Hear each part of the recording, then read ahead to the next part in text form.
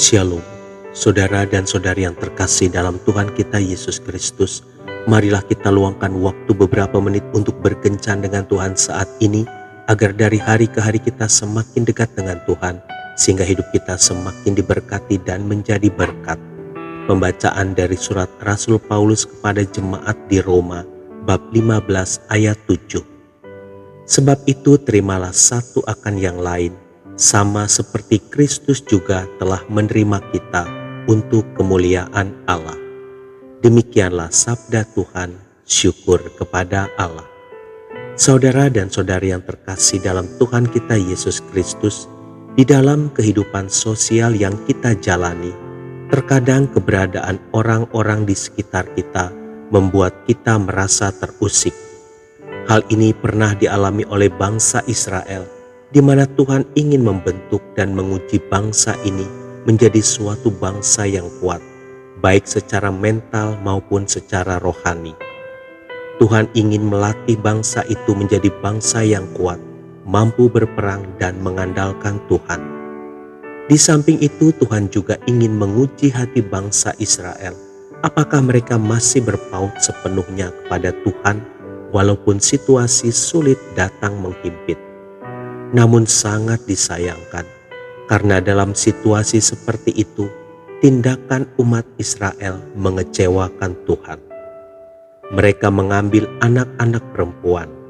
Orang-orang itu menjadi istri mereka dan memberikan anak-anak perempuan mereka kepada anak-anak lelaki orang-orang itu, serta beribadah kepada Allah orang-orang itu. Hakim-Hakim bab 3 ayat 6. Saudara dan saudari yang terkasih dalam Tuhan kita Yesus Kristus, terkadang kita bertanya mengapa Tuhan membiarkan orang-orang yang menjengkelkan, sirik dan suka menekan berada di sekitar kita.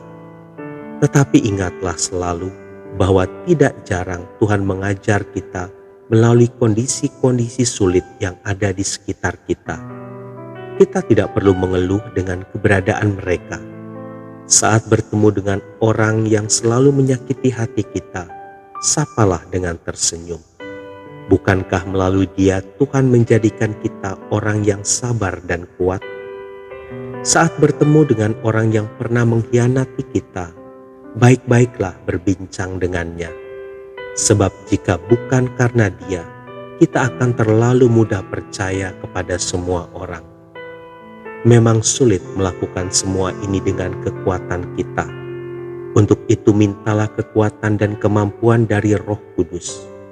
Jika kita mampu melalui kondisi yang sulit untuk mencapai keberhasilan, maka kita sudah maju selangkah secara rohani. Karena itu, jika ada orang-orang yang membuat kita kesal, pandang marah mereka sebagai alat Tuhan. Hanya dengan sikap menerima, bersyukur dan mau belajar melalui kesulitan yang ada, kita akan mengalami kemenangan. Temukanlah manfaat dari setiap situasi yang kita alami. Tuhan Yesus memberkati. Marilah kita berdoa dalam nama Bapa dan Putra dan Roh Kudus.